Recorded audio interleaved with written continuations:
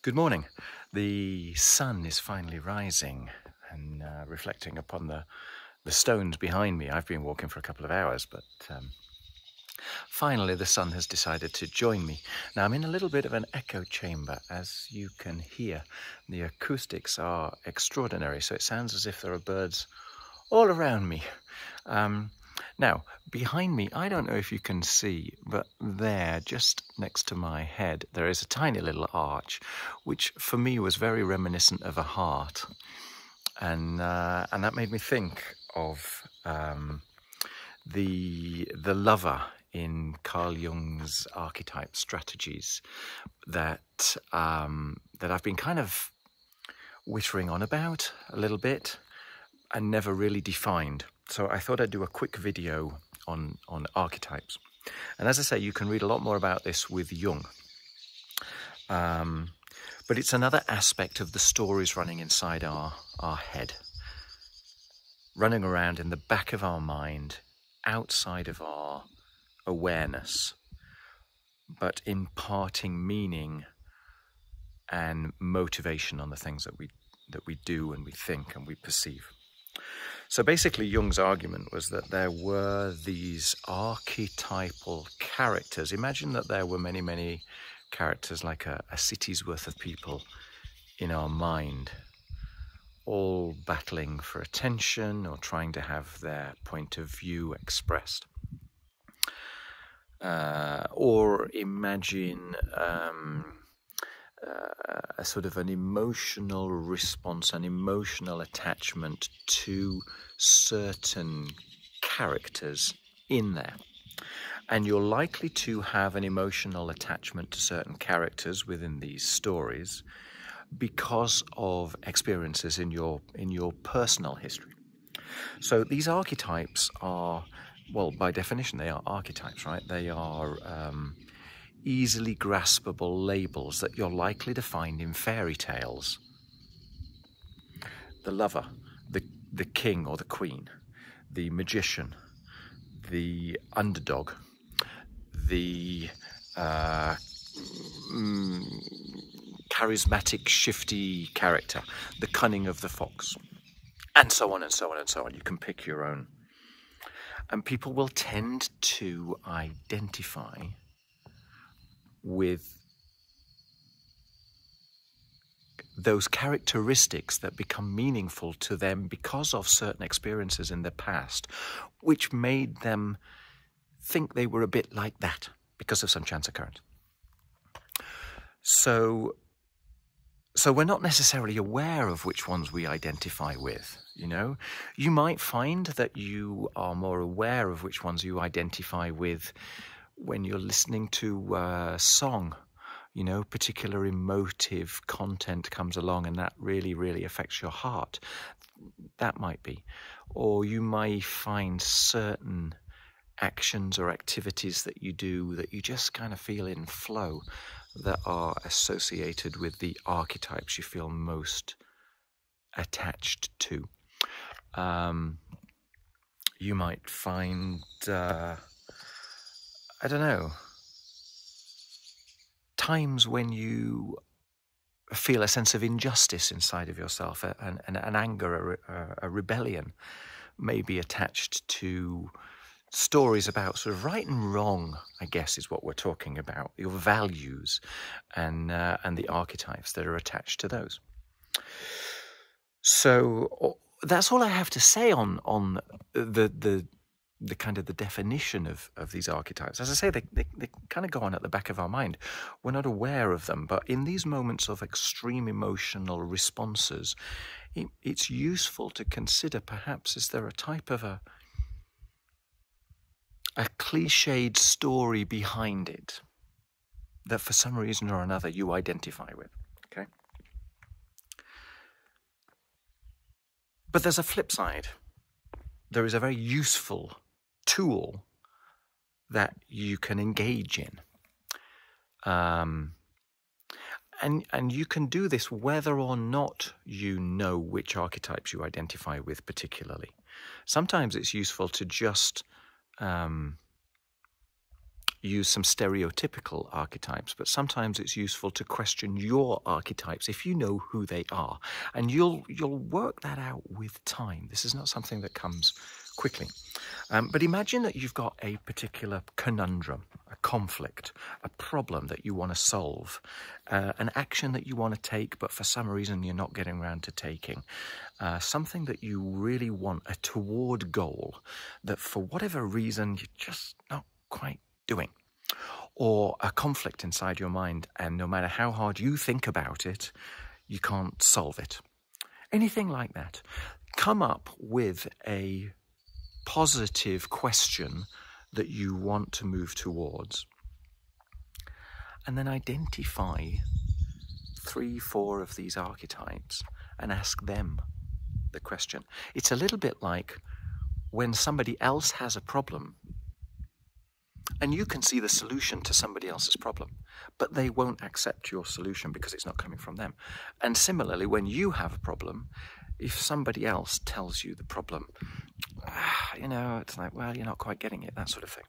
So you're asking these archetypal story figureheads inside of yourself for their perspective on this question, okay? So make sure the question is a good question. It's a question that you really, really want to move towards.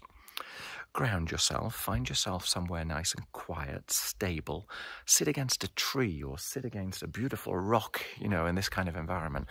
Find yourself somewhere tranquil and meaningful in some way or other, even if it's just deeply comfortable. Somewhere that you're not going to be disturbed, and give yourself a good while. And what I found is quite useful. I do this with people. I do this with clients because it's very illuminating. But you can do it with yourself. But if you do it with yourself, talk out loud and record yourself. Use your phone and use a voice memo and record yourself. So what you do is you go inside yourself. So you find yourself in this beautiful environment. Sit down, comfortable. Take in a good couple of deep breaths. Close your eyes. Feel yourself attached to everything around you. Feel yourself in your environment. Quieten your ego is basically what I'm saying. Get in touch with everything. Give yourself a good few moments to do that, Enjoy the situation. Enjoy the whole process. And when you're in a situation when you're in a state where you feel good about that, invite one of your archetypes along. Now, you can either choose one of your personal archetypes, or if you don't know, what I would suggest is you start with the warrior. Start with the warrior. Big, strong character. You can pick your own warrior, okay? But pick something which is deeply meaningful to you. It can be a cartoon character. It can be a character out of a book. It can be an animal, a bird, a spiritual essence, a feeling, a thought, an image. Doesn't matter, okay? It's your archetype. But get in touch with that archetype, okay? For me, a few times that I've done this, amusingly, the warrior has been Aladdin in the cartoon where Robin Williams is speaking. And I like that. That kind of amuses me. So then ask the archetype a few questions. Get to know them. Where are you in my life? Where are you not in my life? Would you like more time in my life? Are there particular times in my life when you were very, very strong? Times that you were quiet? Where do you live? What do you do when we're not talking? Anything like that. Get into the story of this archetype. So effectively you are vivifying a situation with that person as if they were real, okay? Because in a way they are, right? At the back here somewhere, they're there. When you've got that, ask them the question. And if you're doing it on your own, ask it out loud and speak the response out loud. So it's on your recording. The warrior's going to give you a kind of a tough response, likely. It's like, well, no, you should be doing this. Why haven't you thought about this? And so on. However he wants to express himself. Get as much out of that as you can. Make friends with this person. Ask them if they want to come back more often, See what is the gut feeling beneath it? And then thank them and say goodbye for now, in the safe knowledge that you can bring them back whenever you wish. Ground yourself again. Maybe shake off that feeling completely. Open your eyes, close your eyes, do whatever you want. But shake that one off. Close your eyes again. Get back in contact with everything around you. Still your mind, still your body. Calm your breathing and invite another archetype. And again, if you've got one which you identify with, go with that. If you don't, personally, the one that I love to do the second time is the magician. So imagine the magician who is limitless in his creativity, knows no boundaries, okay? Walls don't exist. This guy has got unlimited potential. He's got ideas that I could never have thought of, even though he's in the back of the head. Okay? Same thing. Who are you? Where are you coming from? When do you pop up in my life? When do you not? Are you happy with our relationship? Would you like more time with me? Where are you when we're not talking? Where do you live? All this kind of stuff, you know? What kind of clothes do you like to wear? Whatever it feels right. Have that deep contextual conversation and then say, look, there's a reason why I've invited you here, and it's because I've got this damned question that I'm trying to solve in my head. Can you please give me your input? Hand over, then the magician gives you their opinion. Gives you some solutions, some suggestions, some really creative ideas that your front brain could not have come up with. Same thing. Let them do their thing. Let it go. Thank them. Would you like more time in my life? How would I want to call you if I wanted to call you at a particular moment? You know, whatever it may be. Then thank them. Let them go. Open your eyes, close your eyes, shake them off. Let it all go. Sit back down, enjoy the environment, deep breath, calm, still, body slow, breathing calm. Invite another one. Okay? Same thing, if you have a good one, invite your good one. If you don't, one I really like to invite is the lover, the maternal, caring character. You know, the one who's going to look after you, right? And this is another archetypal story-like character inside our mind. Go through the same process, exactly the same process. Ask them their opinion. Speak it out loud. Note it all down. Not note it down at the time, but speak it so that you can record it or get somebody in the room with you to note it all down. You don't want to disturb yourself in this process. Just go into it as if you're in a trance. Same thing, exactly the same story as the previous two.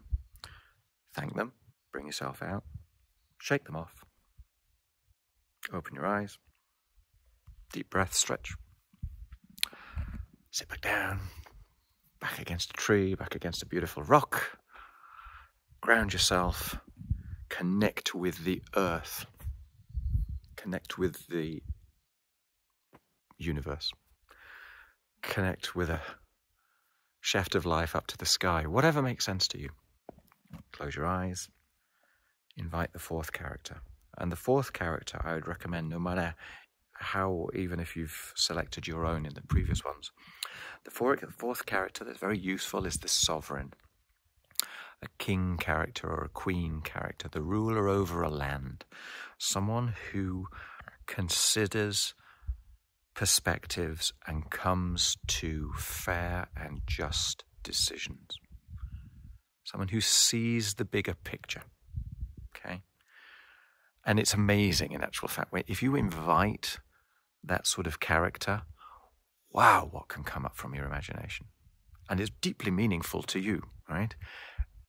So you're there and you see them. You probably see them from a distance. They come from far away. They have a massively imposing character. Maybe they're dressed in particular clothes, you know, their hair, their mannerisms, their demeanor, their eyes, a sense of wisdom about them. You have to treat them in a slightly different way, you know. It's like, my word, I'm so very, very grateful for you having come along. And go through the whole process again. Explain to them why you've asked them along. Ask them their opinions on things that you find deep and meaningful. and then ask them the question. And typically what happens is they give you a broader view of your issue, considering everything which has gone on in the previous discussions. And it's like a sort of an emotional summary of everything that you need to know. Same thing, thank them. Ask them if they want to come back in your life more often. How you would call them back if you needed them. All that kind of good stuff. Thank them, say goodbye, in the full knowledge that with all of them, you can bring them back whenever you choose to do so. Pop yourself out, have a good stretch, deep breath, and have a look at what you wrote. Some of it might be nonsense. It's more about the essence of what is coming out that is important than the intricate detail. Okay, the magician might have come up with some crazy stuff, but there might be an element in it, a playful element, which is really, really useful. Anyway, all I'm saying is these people came from you. There are other aspects of you. There are other parts of your thought process. So it's still going to feel like it's coming from you, but it's perspectives that perhaps you might otherwise have dismissed. Because typically, if there is a conflict going on in your mind, it's because part of you says one thing and another part of you says something different, or head says something, gut says something else.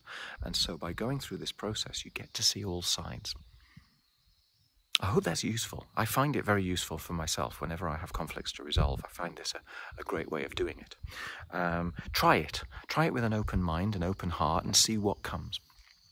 If it's useful, let me know. If you have queries, if there's something in there that I haven't explained properly, ask, and I promise I'll give you a better explanation. Okay? I hope that's useful. Take care. Give yourself a big hug. I think we all need a big hug, right? And enjoy the absurdity of life. Okay, enjoy the adventure. Enjoy every day like it's a new opportunity to play, to just experience what is. That's what this is all about, right? It's all about play. It's all about permitting yourself to be what you are and not cutting off bits. So there you go. If you find this interesting, have a look at the other videos that I've got. There's probably something out there which is of interest as well. All right, take care. Bye.